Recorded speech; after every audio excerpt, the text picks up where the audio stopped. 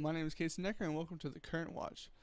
Today we're going to be talking about Charlotte, the Charlotte shooting. All right, it's a big thing going around, and there's riots and people getting shot, assaulted, and stuff like that from a black guy getting shot by a black police officer. So what happened was a police officer shot Keith Scott after showing threat towards a police officer by having a gun in his hand and not putting it down after being told multiple times to do so. The recording was released today by the police, showing that Keith Scott did walk towards the cops and was looking at the cops while still holding the gun in his hand, and then was shot. If you watch the video, I watched both of them. One was a helmet cam, you really couldn't see much. The other one was a car cam, and it did show that Keith Scott did get out of the car, but he did not drop the weapon, and then proceeded to not listen to the police officer's order to put the gun down, and then got shot. I think this killing was justified in a way that he did not follow police officer orders. And I know y'all are gonna a lot of y'all are gonna say, well, he wasn't showing any threat. He didn't raise the gun up at anyone or anything like that. Well, a police officer is not gonna sit there and wait to get shot. They're gonna shoot you before you can shoot them. If they feel like they are in danger, they will do whatever it takes to make sure that they go home to their family. They would like it. They would love it if both of y'all could go home to y'all's family. They would much rather that happen any day. I promise you, there's not any cop that signs up to shoot people, because police officers honestly don't even fire their weapon at people that much. That's why so many people, if they actually do end up having to shoot their gun at someone, or they get in a firefight, then that's why so many shots are missed, because they're not used to shooting people. And so I feel like the police officer did the right thing.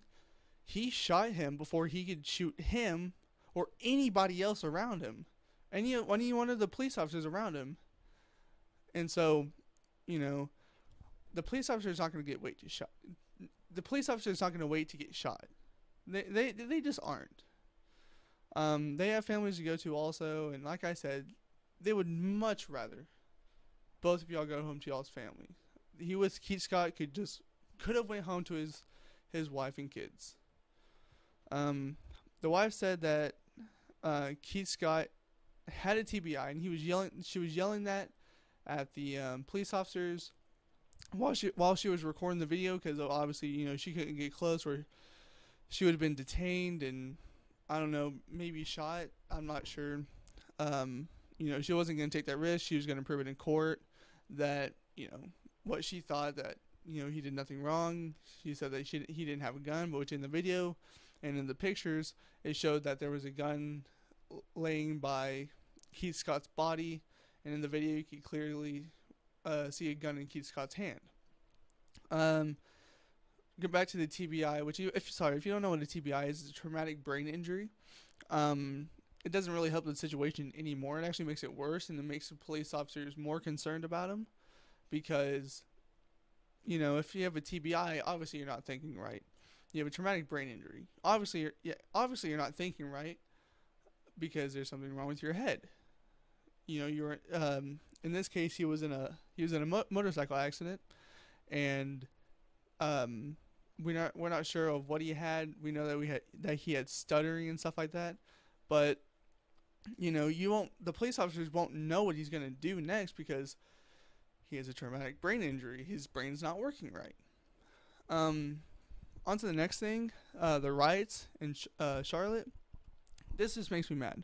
They think that to express themselves, you have to riot and loot and assault people, just to get your point across. It's absurd. It doesn't help anything. It literally helps none. It actually makes it so much worse. Some of the things that they did, reporters were assaulted, protesters were shot, or 2 protesters were shot at by civilians. One, I think, died, and then one is in critical care right now.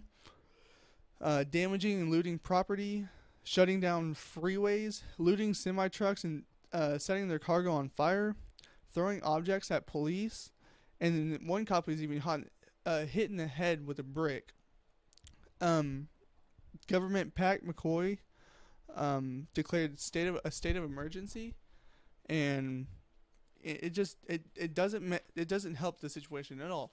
You doing that actually gives them less time to focus on the case, look at it like reasonably. It doesn't help the police department because all their police officers are sitting outside Walmarts, outside all these different stores, and outside of hotels, so they won't get looted and raided by people. It doesn't help at all. You're wasting your time, and literally, I honestly do think some black people are happy this happens because if you, they want. I promise you, half of them aren't there just because another black guy got shot by a black police officer. No, they're there to riot and loot. Not all of them are, and I'm so sorry for the ones who are there sitting there peacefully protesting, and now you have tear gas in your eyes because some people just can't peacefully protest, and no, they have to raid, loot, assault people. I'm so sorry. I wish I could peacefully protest, and honestly, the case could probably be like sped up. Of course, we want people to take their time on this, but they'll just sit there, and I wish it could be just peaceful protesting and stuff like that. But unfortunately, that's not the case. They say that us or them sitting there looting and raiding stores is justifiable because of a protest. This is Casey Necker. Thank you for watching.